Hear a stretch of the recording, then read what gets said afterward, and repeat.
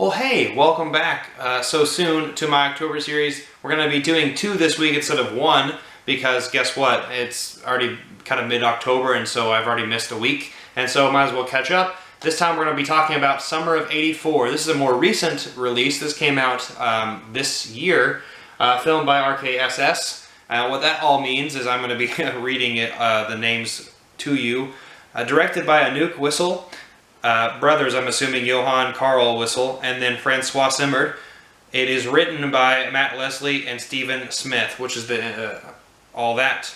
Anyway, and so this movie is starring 4 kids. It's a lot like Stranger Things, so you got like 4 kids in the 80s, obviously the summer of *84. The premise is really simple. One of the kids starts suspecting his neighbor of being a serial killer because a lot of kids are missing.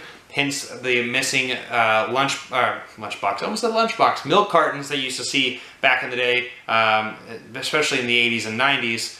I remember seeing some of those myself back when I was really young. Anyway, that's getting sidetracked. Summer of '84, one of the kids is suspecting their neighbor being a serial killer, and that kid gets his other friends involved. And also there's a pretty lady next door, like a girl next door. Kind of just those classic 80s tropes. You throw in a soundtrack in there and you got yourself a classic reimagination, retrospection, and a flashback, if you will, to the 80s and kind of just that nostalgia trip that you're getting. So today I'm going to talk a little bit about the movie itself, some of the performances, what I liked about it, the pros and cons. But before I do that, I'm going to talk about a little bit of the setup. So like I said earlier, it's kind of set up where this kid suspects his cop neighbor, who is one of like the best known cops, and their family knows this cop for years and years. Great guy who just comes across as this really great neighbor who likes to garden a lot too and buys a lot of soil and shovels. But one time when the kids were playing this game, which I used to play a long time ago as well. I can't remember exactly what they called it in the movie. But we used to play it, where we all in the neighborhood at nighttime would play more or less hide and go seek, and we would tag each other and try to find each other, and it was this huge game that we used to play with at least 15 to 20 kids, and so it reminded me of that. So that's how it all sets up: is this kid's playing that game, accidentally sees this one kid, and then a week later this kid's missing. And his face is on the milk carton, and he suspects his neighbor is the one who did it. So along with his friends, he goes and tries to find evidence to support his theory that his neighbor is actually the killer. So what I liked about this movie, I'm not going to get into spoiler territory because I want you to see it yourself.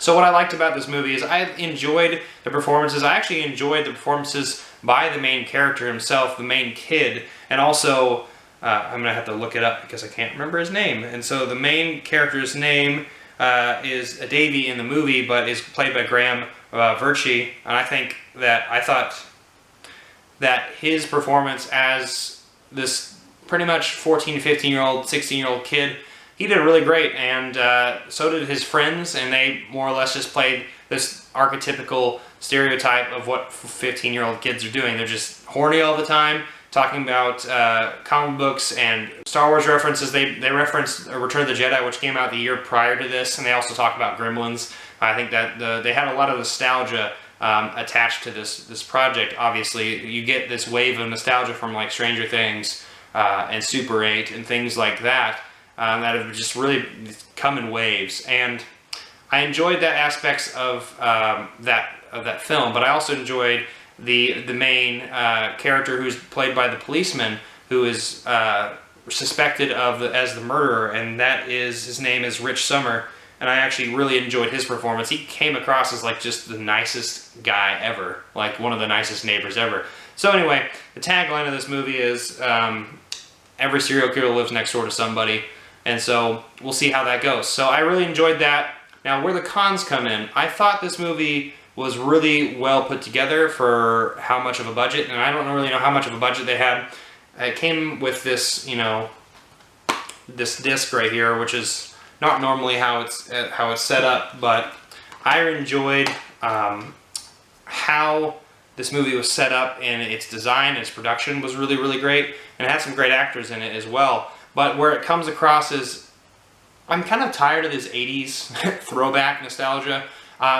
It's executed fairly well, however it comes across as like, I've seen it before. And that's probably where my biggest flaw with this movie is that you see a lot of the things coming. A lot of it is kind of cheap and gimmicky in a way, and I mean, if you're a fan of that, and I am too, I'll enjoy the movie. And I enjoyed the movie, but it didn't really add anything new to that 80s nostalgia that's been like really very popular with Stranger Things. And so I didn't really think it added anything particularly spectacular to the genre. So besides that, I think this movie is perfectly fine. I enjoyed the production. I enjoyed the main performances between the main kid and the main police officer. I enjoyed some of the other things about it as well.